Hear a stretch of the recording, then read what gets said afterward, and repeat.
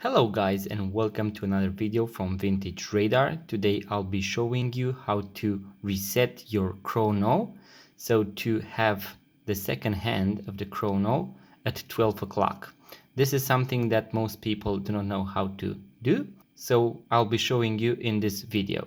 Now if you're interested in vintage watches, in purchasing one, or to find more about them, please make sure to check out our website Vintageradarcom, where we have thousands of vintage watches for sale, including this vintage Swatch watch. Now, as we can see, at 6 o'clock we have a sub-dial for the second hand, and we can see that the watch is ticking.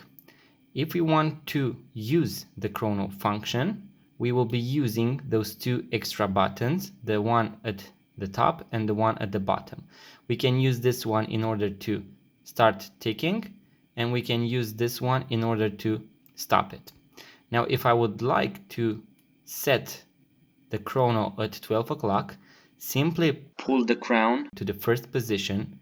So once again, the first position, you will hear a small tick, and press one by one. You can keep the button pressed and it will go a lot faster. Now, as we can see, we have the second hand now aligned at 12 o'clock, and now I simply press the crown back in and have it fixed at 12 o'clock. So this time when I will start the chrono, it will be at 12 o'clock. So this was a very simple and quick tutorial on how to reset your chrono at 12 o'clock.